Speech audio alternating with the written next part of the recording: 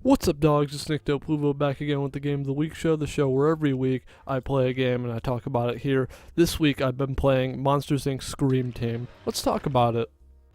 Now, before we get into any gameplay, this game has a lot of cutscenes from like the actual movie of Monsters Inc.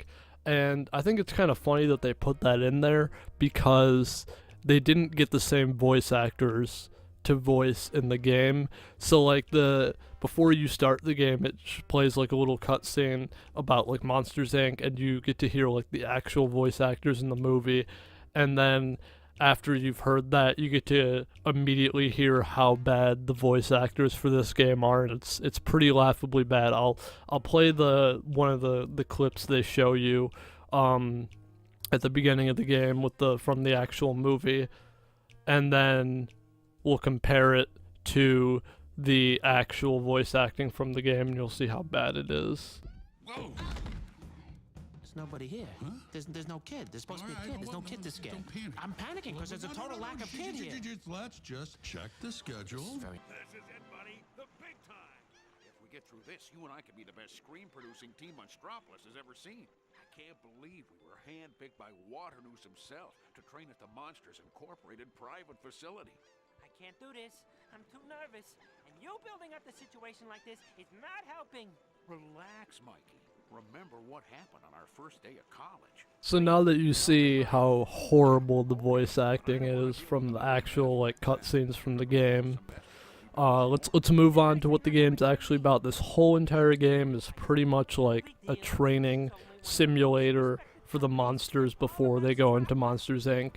And you can play as either Sully or Mike Wazowski, and basically you're going around in these platform levels and you're scaring these robots. And the thing I really like about this game is when you like immediately you get pushed into a tutorial, and most of the time you get put into a tutorial and you're like, oh, this is obnoxious. But the thing that's absolutely 100% great about this tutorial is you get to have the tutorial like verbally told to you by like Roz. And I don't know if they have the same voice actor for her or if the voice actor they use for her is just way better than the ones for Sully and Mike Wazowski, but I found it incredibly funny. And I think the best part about the tutorial is like Roz just doesn't even sound like she gives a shit, and I think it's hilarious. Like she sounds as enthusiastic about the tutorial as you are like learning the tutorial. We will begin with the basics. Jumping. In front of you are 3 obstacles. Jump over them using the X button and proceed through the door at the end of the hall. Good luck, you'll need it. Now, as I said earlier, this game is mostly a training simulator for the monsters, and you're just scaring these robots, right? But there's a little bit more depth to the levels. Like, you have this thing called the fright meter, and you have to collect all these like little green bile-looking things called primordial ooze, better stated by our friend Roz. This is primordial ooze. Primordial ooze.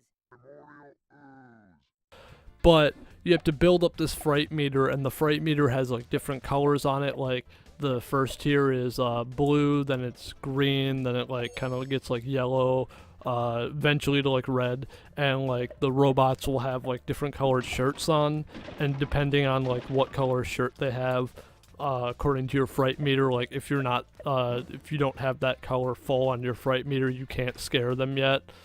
Ooh, and speaking of the scares in this game are real silly. You like literally stand in front of the robot and like you make all these weird noises and flail your freaking arms around, and then like eventually like you have to like tap buttons to like do all like the arm flailing, making weird ass noises and whatever, and eventually you do like a finishing scare, which none of them are like, I mean, it's a kid's game, it's not going to be scary, but all of them are extremely dumb. Like, there's one where, like, he blows up a bag and pops it, one where he puts a bag on his head, and then, like, some of them looks like he's flexing, and they're all just extremely stupid. So in every level, you have to scare like I believe it's like 5 of the robots to get a bronze medal, and then you can get all the way up to a gold medal until like it's weird because like it doesn't seem like some of the levels. It seems like you have to get, like every area has 4 levels, and after you complete like the 4 levels, you unlock something that will help you in those levels get like the silver and bronze. So it's kind of annoying because you kind of have to like replay the levels. But for example, in the first area, you have to unlock a trampoline. It says you have to get 4 bronze medals to unlock that, so pretty much you have to beat every level in the first area. And like, so once you get the trampoline, you can like collect, like to get the silver, you got to collect all these special coins around the map. And then once you do that, like the very last coin always reveals like one last robot, because to get the gold you have to scare all the robots in the level. And like without the getting all the coins first, you can't scare all the robots because the last one doesn't appear. And yeah, you just scare, I believe it's like every level has 8 robots total. 5 you have to get for the bronze, and then if you scare all 8 you get the gold medal. In addition to the normal levels, they have these, after like every 4 levels you have to like challenge Randall to a race, and you pretty much just like race him through like a level, like start to finish to a level, but you also have to collect like ridiculous number of these coins while you're doing it, and the coins are everywhere, so that's like not the hard part. You just gotta like outrun Randall throughout the level. Like I think the first one you have to collect 75 of these coins and beat Randall. And I remember the first time I did it, like Randall didn't seem like he was even trying to go fast, so like I kind of just like took my sweet time because I didn't see him pass me. Then I got to the end of the thing and realized he was there, and I was like, oh, I guess he just passed me when I wasn't looking.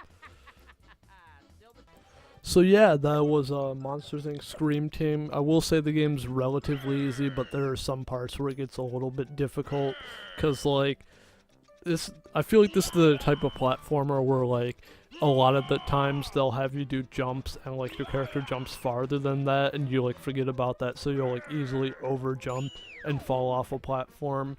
And I mean, like, it gets slightly more difficult as you get further into the game, but I mean, like, you get so many like extra life tokens, it doesn't even matter. But yeah, that's the game. If you played the game before, I'd love to hear about it. I'd love to hear your thoughts in the comments below. And I believe I mentioned in the recent games pickups where I got this game that I believe this was the Monsters Inc. game that like I rented as a child, and I remember like vaguely. I'm pretty sure this is the one. But anyway, thank you for watching, and I will see you guys next time. Bye bye.